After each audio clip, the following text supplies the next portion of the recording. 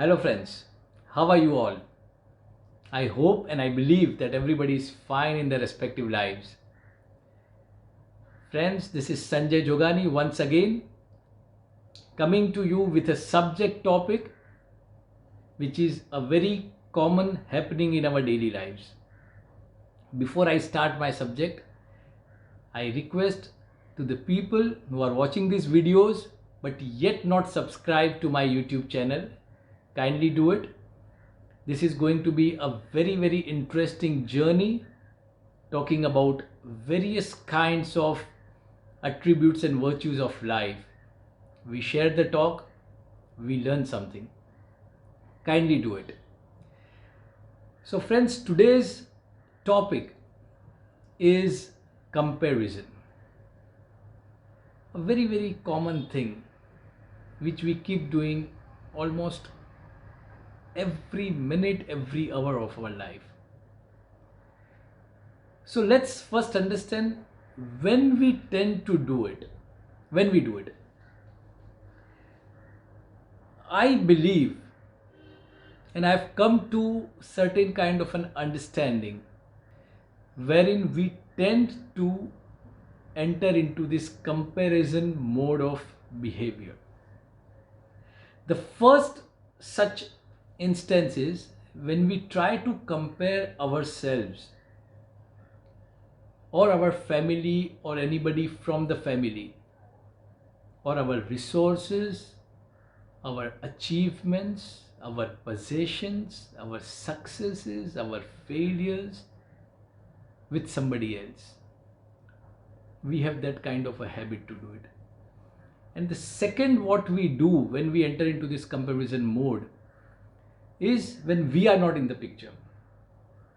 When the people we are comparing are somebody other than us, say B and C, we try to compare those people who might not be connected with us, who might not be having any direct impact on our lives or indirect impact on our lives, but we tend to do it. So these are the two instances. In the first picture, we ourselves are involved, and in the second picture, we are out of the picture, but there is somebody else. We try and compare this. Friends, it's interesting to know whether we believe, whether we are conscious that we are doing or not. We keep doing this every now and then. Why do we do it?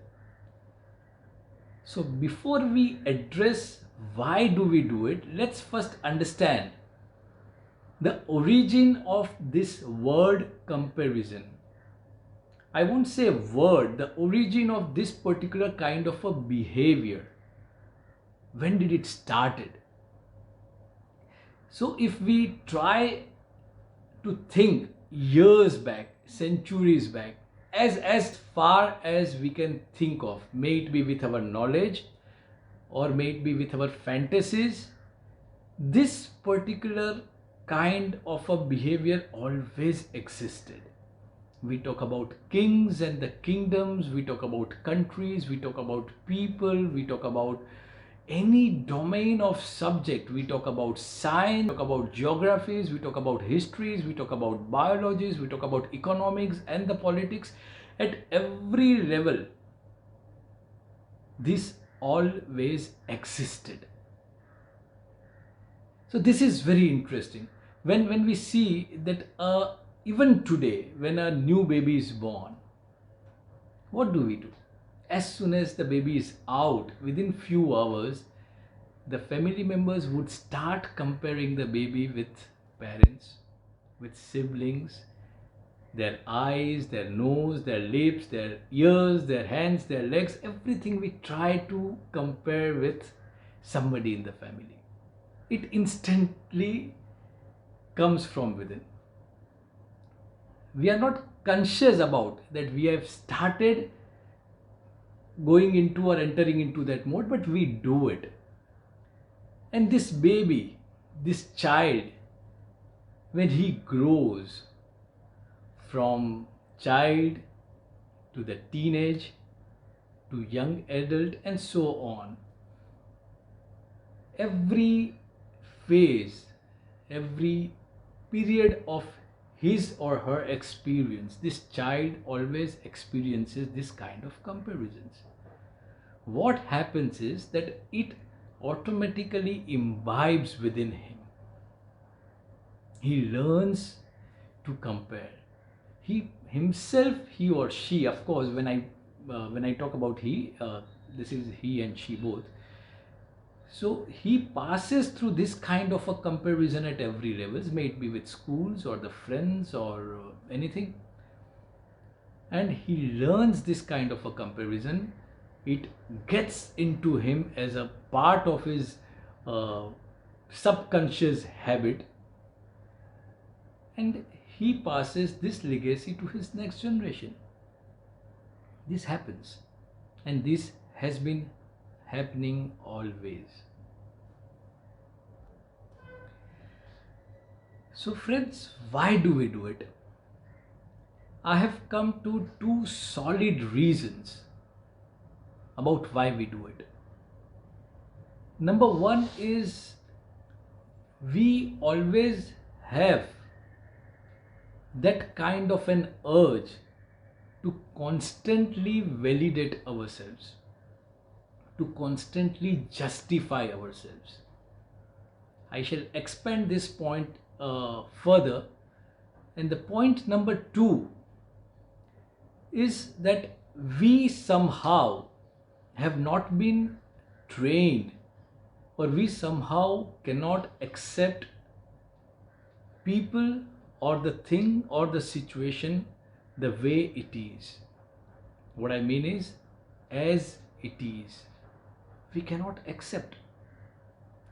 So these are the two points which I feel is the reason that why we enter into this comparison kind of a area, comparison kind of a mode, why we switch to that mode. Now talking about point number one, when I talked about constant validation and justification, yes, this happens. So what happens actually is that in the process of our lives, with whatever knowledge we have gathered, with the nature, our inbuilt nature, the way we have been brought up or being trained, what we do is we keep forming a certain kind of reference points, a certain kind of benchmarks. We fix our opinions with those kind of benchmarks and the reference points. And what we do is whenever we come towards a certain kind of a people and situation, we try to validate them, may it be people, things or situations or circumstances. We try to validate and justify them or their presence or their actions with whatever is already in our mind as our benchmarks, our opinions which are fixed to those benchmarks. So that is one reason that there is a constant urge that we keep doing it. And the beauty of the thing is, friends, with the passage of time, as we evolve as a human being with more and more knowledge and experience, this particular kind of a reference circle, the reference point, it keeps changing with time. And we enter into a different kind of a validations and different kind of a justification. But the comparison, the urge to compare anything with this particular opinion base never stops. And the second point explanation is, as I said, that we don't accept things as it is. That means, friends, we have been born and brought up in such a way, we lose our flexibility to a great extent. Somehow, we do not accept things the way we should. So what I mean is that we are always taught to keep questioning everything what comes towards us. So by this particular habit of questioning everything, we learn to resist. We don't accept things easily. And what this does is, this puts an additional pressure on our stimuli and senses, and we lose our peace. So these are the two particular aspects wherein I can say that our why towards this urge of comparison is created. So friends, now when we know that when we do it and why we do it, now we must understand what could be done, what we should do to see to it that this particular compulsive habit decreases with time. We must understand, we must try to find out how we can improve upon this habit or remove this habit completely from our life. So again, there are 2 points or the 2 ideas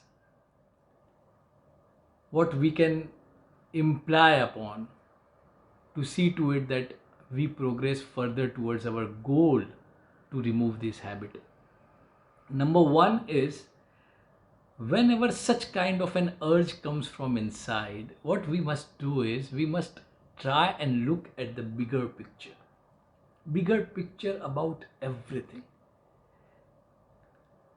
So what happens is, during any such instances, when we open up our mind, we expand our thoughts, we expand our thinking, the bigger picture comes into the frame. And this helps us to move little bit towards accepting and adapting the things or the situation or the people in that respect. Try it out. And point number 2, whenever such kind of an urge comes for instant comparing two people or somebody with us, what we must do is we have to just raise our level of awareness to little more. We should immediately ask a question to ourselves that if I am trying to enter into this kind of a comparison mode, is it anyhow helping me as a person, as a human? Does it have any positive impact on my life or my surrounding? So if the question is no, then why am I going to waste my energy on this? Friends, what we did, just if you think that the urge has come, the thought of comparing two people or the two situation has come towards us, we are not trying to resist it, we are allowing it to come. But the idea is, what we have done is we have changed the direction towards us. Now, before getting into that mode, we are asking question to ourselves: does it matter to me? Do I need to justify everything which comes my way? Is it making me a better person? Or is it profiting me, benefiting me in any other way? No. If the answer is no, then why am I going to waste my energy? So friends, if we enter into both these practices consciously, we'll see that we'll come to a deeper peace with ourselves. We'll be much happier. And not only us, the people who come in contact with us, when they see us being absolutely non-judgmental, with honest acceptance for the people and the situation, they are also going to move towards peace and comfort and ease with ourselves. So friends, this is my talk. I hope you have liked it, and I again suggest you and ask you to give me some subjects wherein I can prepare some kind of such talks. Give me feedback on this particular talk, wherein if there is any room for improvement, so we can do it. And as I always say, together we keep learning, together we keep improving. Have a good day, my friends.